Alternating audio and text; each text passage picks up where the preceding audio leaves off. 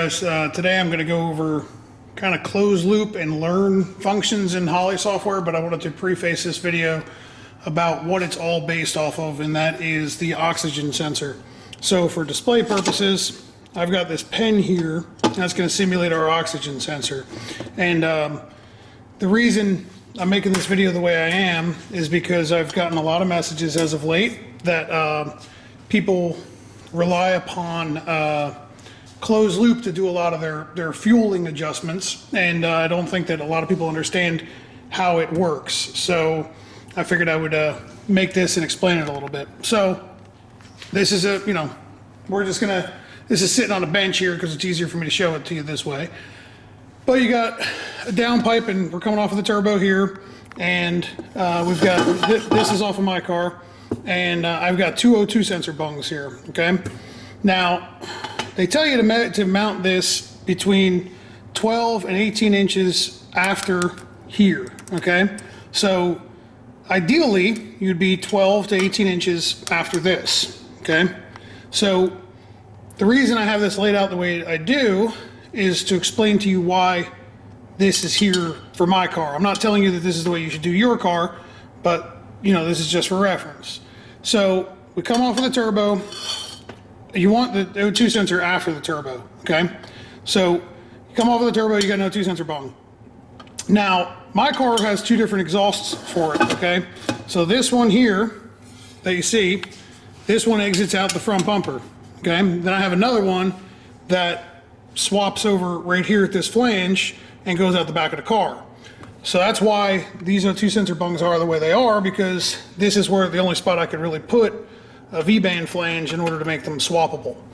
So the reason why I don't have, bungs down here at the outlet, which is, this is the outside of the car, right? So this is where the exhaust coming out. The reason you don't have a O2 bung like here or here to get that 18-inch number is because we've got a big 5-inch straight pipe that is open to atmosphere. So what happens is, at idle, your O2 sensor reads lean, because an O2 sensor measures oxygen, okay? It doesn't measure fuel, it measures oxygen, all right? So it reads the amount of oxygen that's going across it, not fuel. So that's the first thing that a lot of people seem to mistake. Now, if you're measuring oxygen, okay, at idle, right, there's not a lot of pressure coming out of this pipe, okay? So you have oxygen going in, okay? So if we have oxygen going in, like that, and we have a sensor right here, what do you think the sensor is going to show us? The sensor is going to show us lean, even though the engine, way up in here, okay, could be very rich. We have a false lean here. So it seems rather common lately that a lot of people are using closed loop and learn to kind of get the car to run completely and and race it off of that. But I always suggest to get this car to idle and low RPM manually, and then enable closed loop a little higher RPM, where you'll have a better feedback from your O2 sensor. This car, my car, has fantastic O2 sensor feedback from it at idle, and it's partially due to the fact that we've got a good bit of distance and some bends before we get out here. So the bends slow down airflow, right? So they say if you can make a pipe 12 inches long off the back of the turbo, it'll be better, yada yada. Well, the caveat to that is, if you make a pipe that's only 12 inches long and it's coming out the top of your bumper, your O2 sensor is pretty much useless. So it has to meter oxygen inside of that big friggin' hole. So if the hole's really big, the 5-inch pipe, there's a good chance it's going to pick up a false lean condition at low engine RPM, because this isn't spinning very fast and moving a lot of volume. So that's the first thing, O2 sensor placement. Now we're going to go over to the software and look at setting up closed loop and learn in the software, I guess I would say the right way, and explain what all the differences are between all the different tables. So let's go over to the computer. All right, so now we have an understanding of what the O2 sensor does, where we should put it. Now we're going to go over what closed loop and learn actually does. So this is our base fuel table, right? So what, first we're going to look at, these are all pounds per hour numbers. But first we're going to look at what a target air fuel table is, right? So we're in the fuel ICF right up here, and we're going to hit target air fuel. So this table right here is basically what we're telling the ECU what we want to target for an air fuel number at X RPM and Y boost pressure, right, or map signal, so vacuum, whatever. So we are going to, what we'll do is we'll populate this table based off of what we want for our target air fuel. If you don't have an understanding as to where to start with target air fuel, there's 101 different ways to look at it. Some people tune cars leaner than others depending on the fuel. A lot of it has to do, or all of it has to do with what type of fuel you're using, and also the engine, right? So every engine's a little different. Every engine wants a little bit different target air fuel, but a lot of this comes from experience and from pulling spark plugs and reading them. I'm not going to get into what numbers to key in here because that will be your decision. I'm just going to explain to you how this works, okay? So if we are targeting 13.5 air fuel in this area right here, okay? What that means is, if closed loop is enabled, what that means is when we are in that same area of the fuel map, if the O2 sensor, as the car is running, if the O2 sensor is reading, say, 14.0, right, but we're targeting 13.5, it's going to start adding fuel until we get to that 13.5, all right?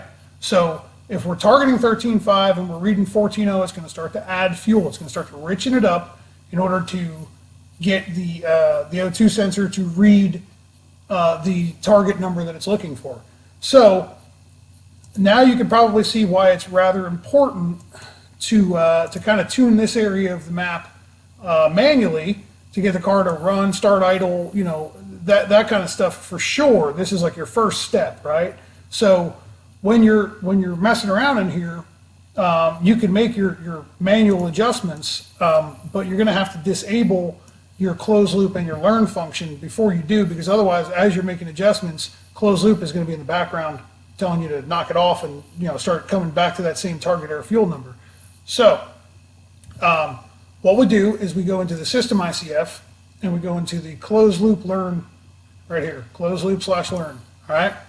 Now this is a global folder from a car I work on, and what I do is this is at 4,500 RPM. So after you release the trans brake, it'll allow adjustments in these ranges, okay? And then the learn parameter is the same. So it doesn't really matter what's in here for values on this demonstration. I'm going to explain to you why it matters for you to do it a certain way. So the easiest way to explain the difference between closed loop and learn is closed loop is real-time modification to your base fuel table, okay? So if you're familiar with like HP tuners, this is your short term, this is your long term, right? So fuel trims. So learn is when it is seen a amount of closed loop addition or subtraction from the fuel table, it starts to populate a learn table, and these are the limits that we're allowing it. So we'll go box by box. Do we want to enable closed loop? So you can disable this completely and the ECU will not make any adjustments to your fueling in the form of closed loop, okay? Now, so we're going to enable that, right? And then you can enable a minimum coolant temperature for closed loop. So the reason you want to do that is because as the car's sitting there warming up and idling, the air fuel could be off from what you're actually targeting once the car's hot. Then you have a minimum RPM to enter closed loop. So this one's pretty important. So if you've got a car, whatever, a turbo, blower, nitro, it doesn't really matter.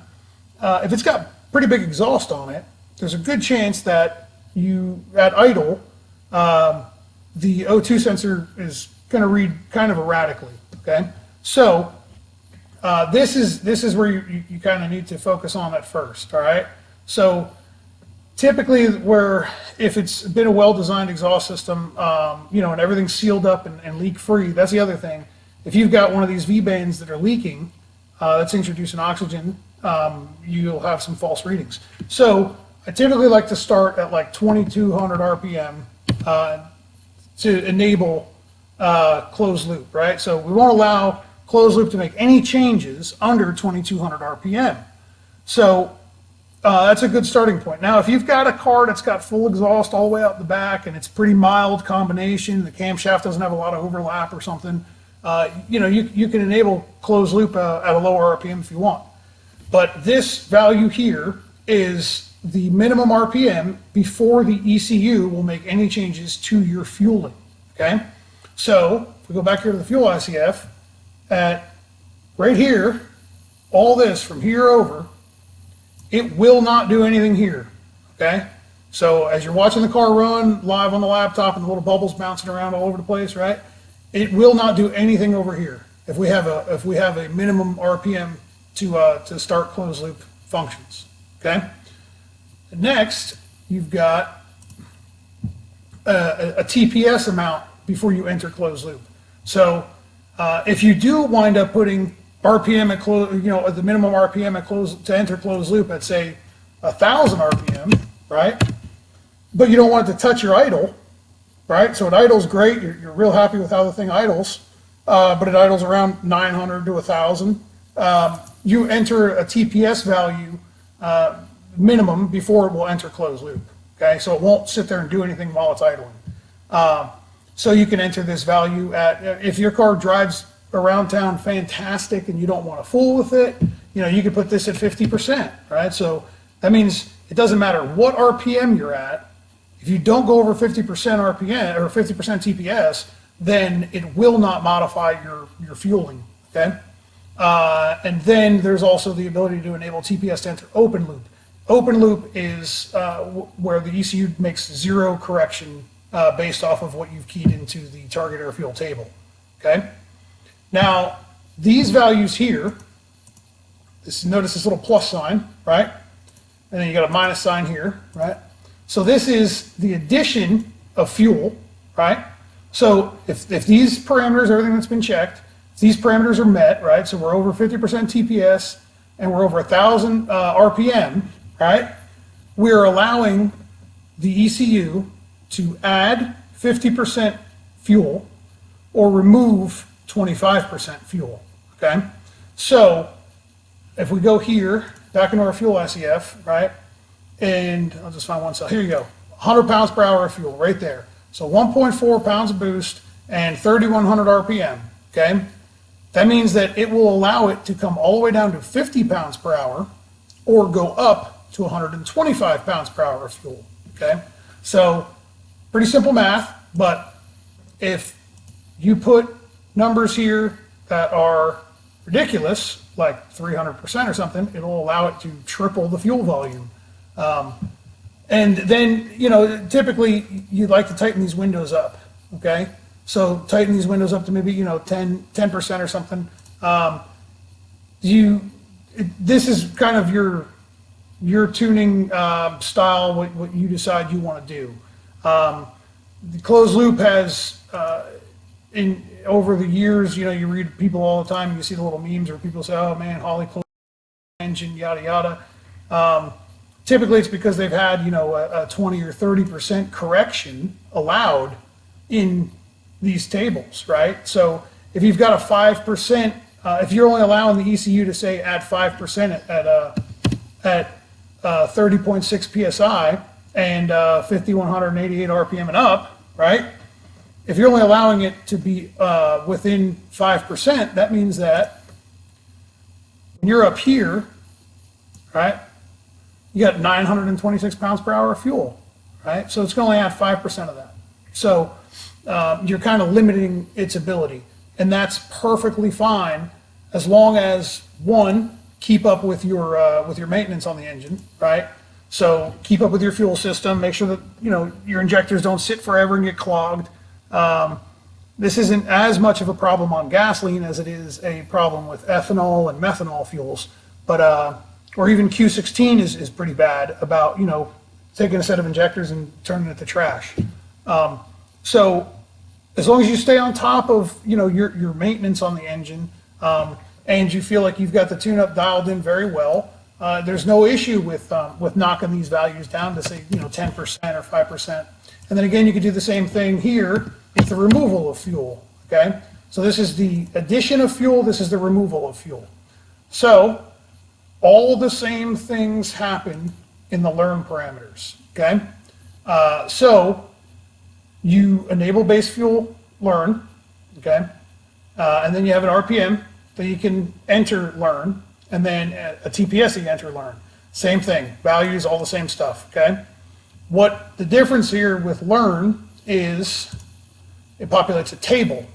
So here is a learn table where we're adding 15-ish% fuel here down in a cruise area or a very light pull out from a stop sign type of area, right?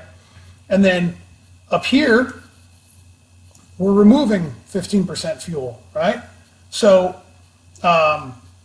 this was probably from a pass that, didn't have a lot of power in it or something, because we're only at 6 pounds of boost, something like that.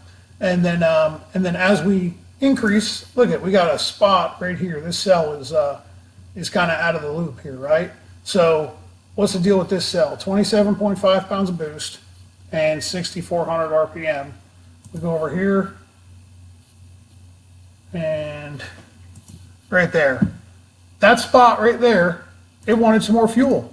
So if you look, it was a little low on fuel. So we had 715 pounds per hour of fuel, 745. So what it did was it right there in that spot, the learn table populated a 13.5% addition of fuel.